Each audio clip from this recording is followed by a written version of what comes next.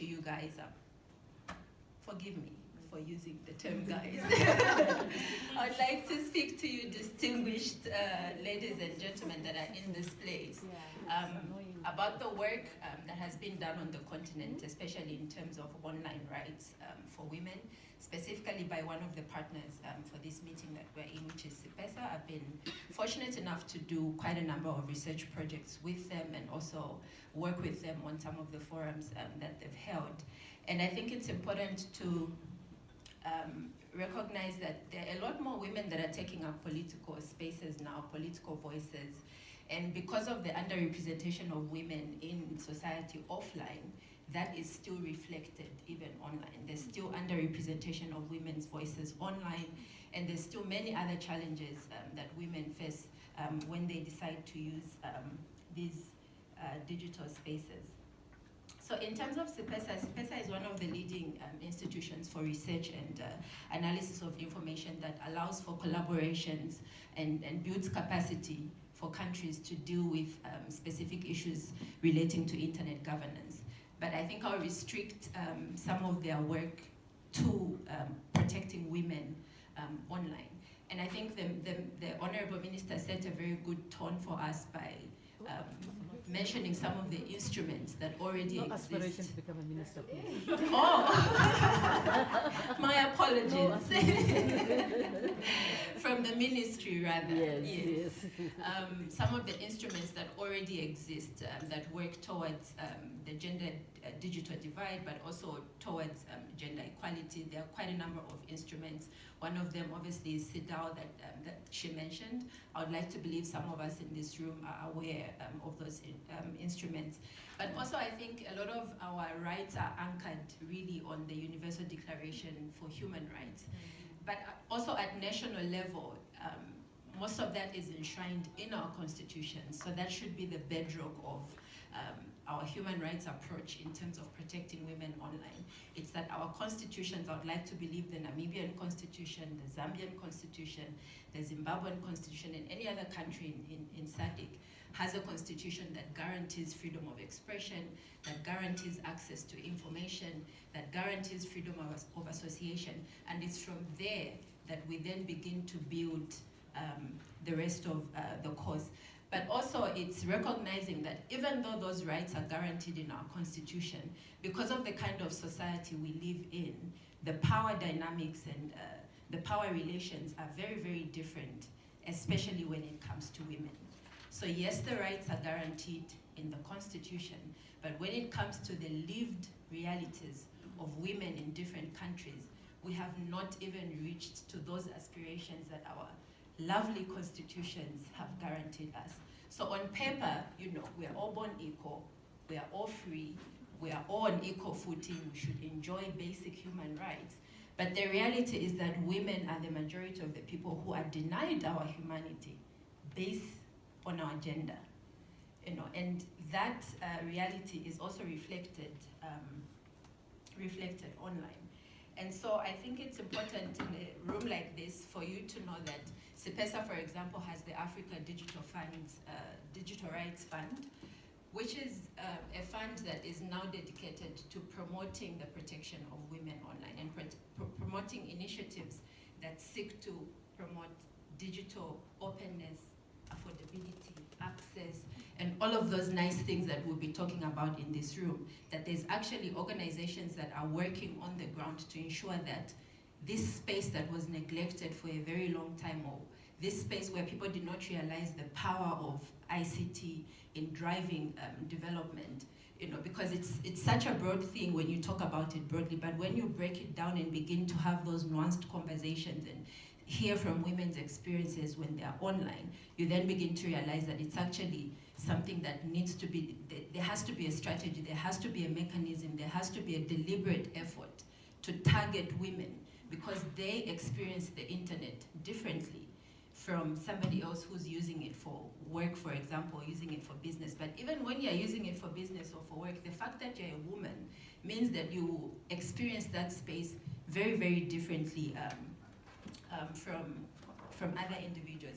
I think that one of the things that I really wanted to point out is the digital space now is a place where you know, you can have positive conversations, you can start discussions, but in the context of women, and I think this is true for SADC and not only for Namibia, is that there tends to be, you know, discussions that are started online that are very aggressive in nature when it comes to women, especially women in politics, because we're speaking about women that have public voices in this space. They tend to become very, very inflammatory, very, very rude, very, very irate.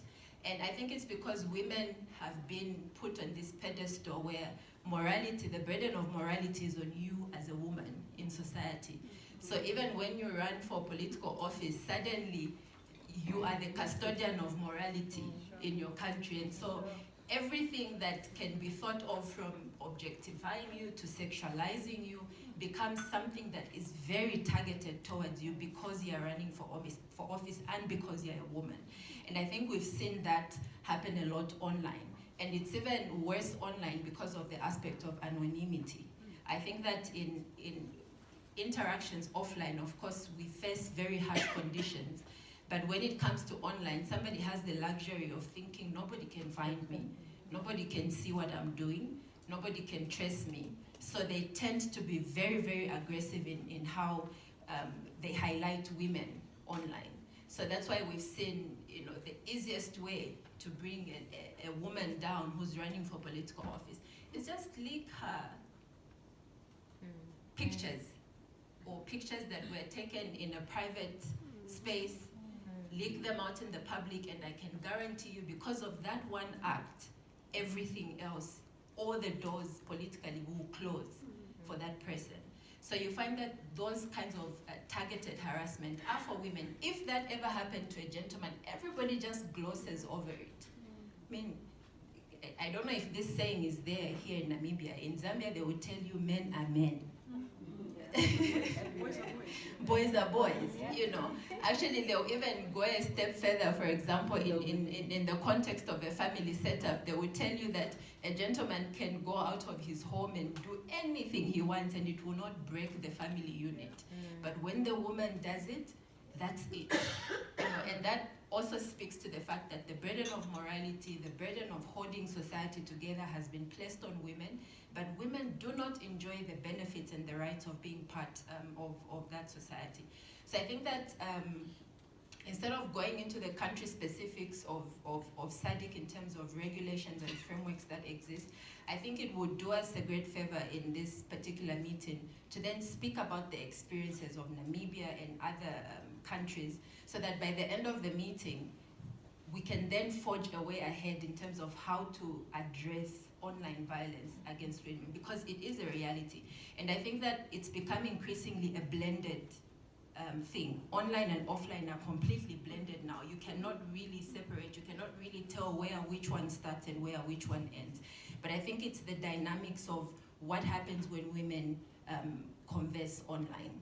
And when they face backlash, what do? Most of them would rather shut down their social media accounts. I would rather not engage at all, instead of having people constantly victimizing me online. So what does that do? It then takes away from the fact that we're trying to bring everybody along. You know, there's an agenda, obviously, in Africa where we have to carry everybody along, that we have to decrease the gender gap. But because of women's experience online, it then forces you to go offline, because you don't want to constantly have to deal with that backlash online that people get away with, because our society is structured in such a way that it favors one gender over the other.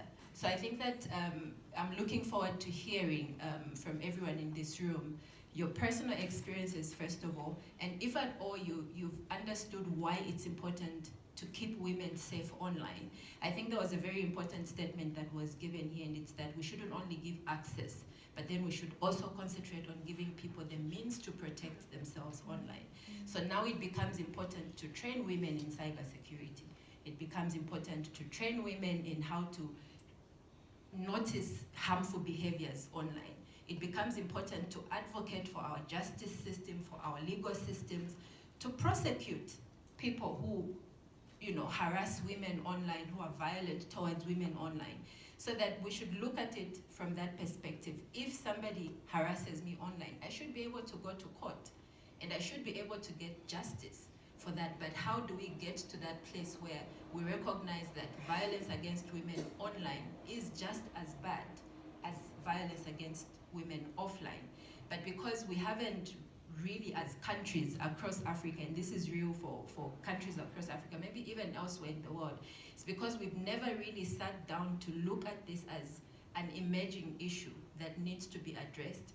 That's why we kind of seem like we are lagging behind. But I think it's important that conversations like this are beginning to happen, because it's out of this that policy is shaped, that frameworks that already exist are then brought to your attention, and you can then build mechanisms to protect women online. So that I think that instead of boring everybody with the frameworks and the legislations that exist, I think it would be a much more effective conversation if we can see how much we understand the need for safety, how much we understand what digital platforms can do for us, how much they can improve the quality of our lives, how much they can help in the development agenda for our various countries. And then from there we can have even more conversations and questions that can be answered in terms of how can you help women stay safe online, how can you also help identify harmful behaviors online, and how can that be done in a structured way in terms of policy, frameworks, because if we just talk and talk and talk and there's no policy on paper that will actually then help us to implement, then it becomes a futile exercise. So I hope that that has helped set the tone for the discussions.